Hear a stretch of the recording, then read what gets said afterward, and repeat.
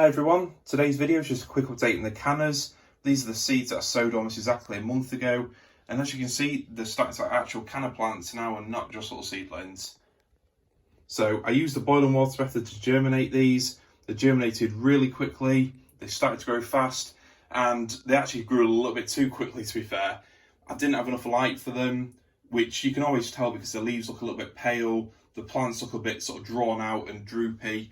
So what I did, ordered a little grow light off Amazon, a nice neat little one that would have been perfect for where the seeds were rather than in this spare room. It would have been absolutely perfect, but it never turned up. First time it's happened to me. It was a great little light as well, had really good reviews. I'll put a link to it in the description below if you want to check it out. So what I did instead is drag in this big light. It's actually not as big as it looks in that picture there, but I had that in the shed for when we get our greenhouse eventually. I made this really bad DIY construction to hold it up, and when I switch it on, well, let's just say it's a matter of time before I get comments from the neighbours or police helicopters circling. But I've had it on for say 10 to 12 hours a day and the plants are loads healthier as a result. What I'll do, I'll just drag them out into the light so you can see them a little bit better. Just brought them into the kitchen where the light's a little bit clearer. Yes, they are in the hob, but plants are basically vegetables anyway, so it's definitely 100% hygienic. If you have a look, you'll see they're getting quite tall. They're growing pretty close together, so they are going to get a little bit lanky. But the main thing is that 5 or 6 days of having the light has really brought that dark green colour to the leaves. That means they're not struggling for light.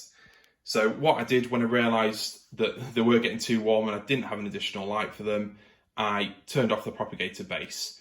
You might have noticed that I didn't actually have a full propagator lid. That's purely because I'm growing some seedlings like Yucca rostrata and Agave montana that don't need the humidity the lid gives, and the base just gives all the plants a bit of gentle warmth to help them grow a little bit faster. So when I realised they didn't have enough light, I turned the base off and just let them grow in sort of normal house conditions, which to be fair is still too warm. I don't like the house too hot, and I won't name any names, but it wasn't Max. But when I come home from work sometimes, I saw the number 25 in there and a little part of me actually died inside. It's not a temperature the house should be. But the main thing is they're growing well. One thing I will point out, this is a do as I say and not as I do, but the plants from here through to that row there, they're all Canna Altensteinii, and this row is Canna Edulis, which is hopefully a big growing plant, similar to Musifolia. You grow it for the big tropical foliage. I don't know if it'll flower in our climate or not, but we'll give it a go. However, the point I want to make is, from the top, they all basically look the same. So it's really important, if you grow multiple varieties of certain sort of plants like cannas, label them, because otherwise you will get mixed up. You can't plant them out in the right sort of planting scheme, and you'll end up having to wait till sort of July to find out exactly what is where. So I'll do another progress video in a month or so. I'm planning to grow these out for the next 3 or 4 weeks maybe in these cells. They're nice deep cells, so they'll definitely keep them growing for another few weeks.